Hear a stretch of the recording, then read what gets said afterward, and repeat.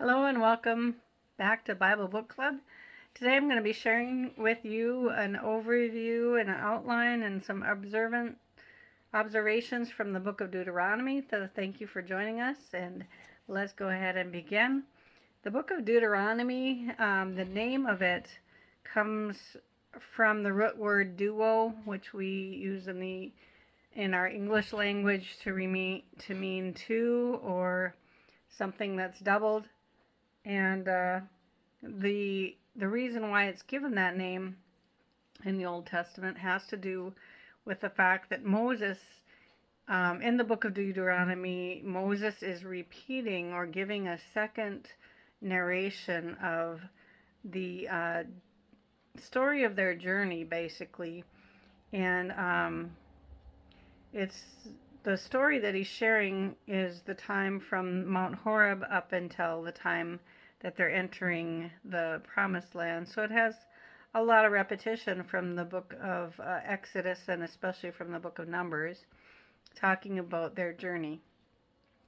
And not only is he repeating the story of their journey, but he's also repeating the law that they received while they were at Mount Sinai. So there's the repetition from the book of Exodus as well. Excuse me.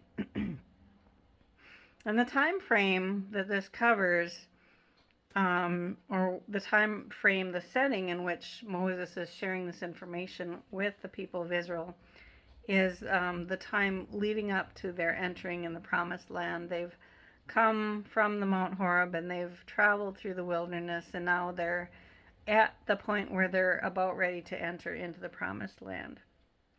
So even though there's a lot of repetition in here, one of the things that's interesting to note is that even though he's speaking to the same tribes and talking to basically the same group of people, that this is a new generation. So pretty much everybody that left Egypt with Moses, the older generation has passed away in the wilderness, as God has allowed them or caused them, because of their sin, to continue wandering around in the wilderness for 40 years.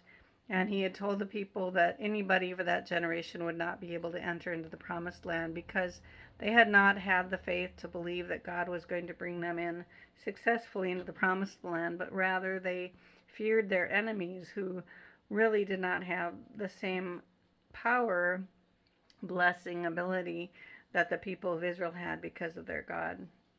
So let me give you just a quick outline of the book of Deuteronomy, and it's really pretty simple, although there's a lot of detail within it. But the first 26 chapters, there's 26 chapters that tell the retelling of the story and the retelling of the law, and then chapters 27 to 30 are a renewing of their covenant with God. So they're reviewing that they had committed to God to follow his commandments, and they went through the blessings and the curses that would come upon them if they were to obey or disobey.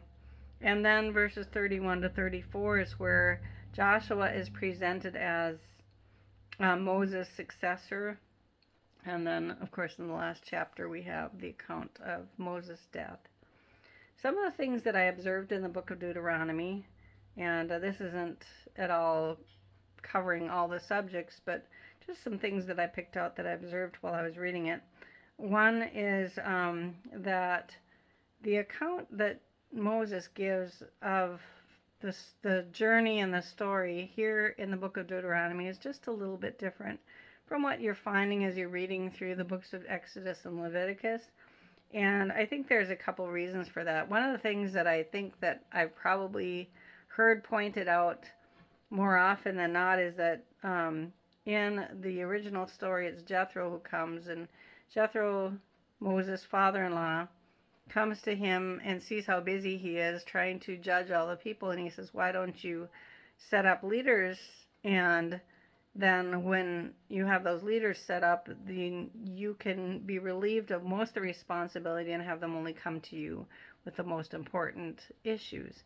And now when we read it in the book of Deuteronomy, Moses said, God told me and I set up these leaders, and he leaves out Jethro completely. Now, and then there's some other ideas or concepts that are a little different. One of them is that Moses says, that here in Deuteronomy, he says, God was angry with me because of you. And so he told me I cannot enter into the promised land.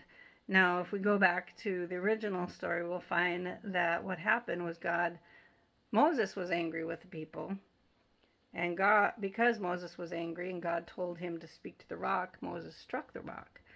And because of Moses striking the rock, God was angry with him for for that and told him he wasn't allowed to go in the promised land. So it's a little different perspective. And so, was Moses just blaming the people for what God said was his fault?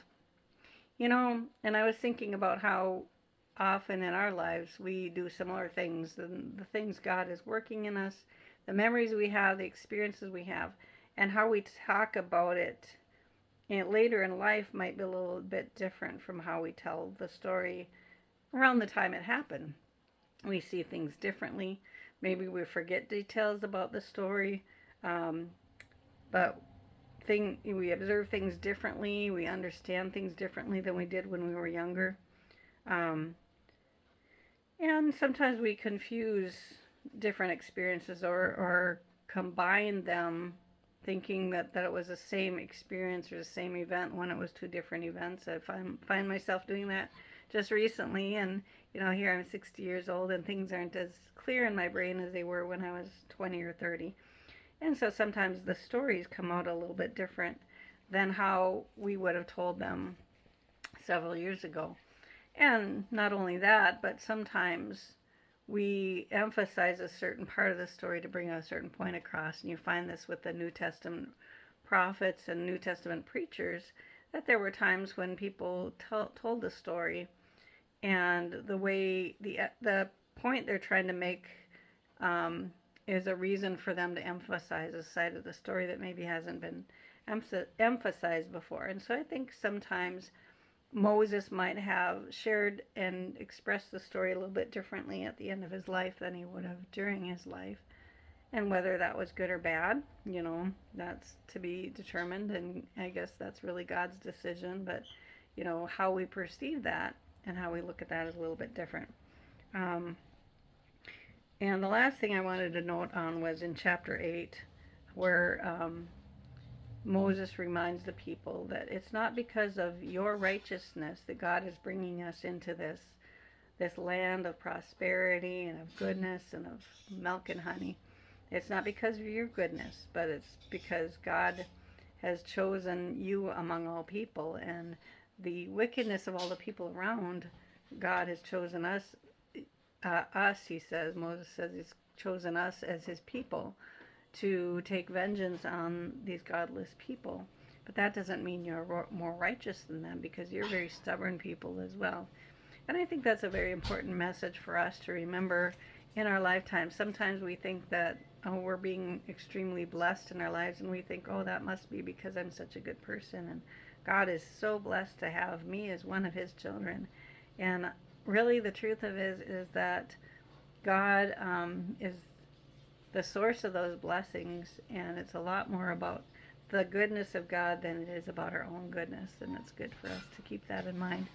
Thank you for joining us again for Bible Book Club today. God bless you, and we'll see you again next time.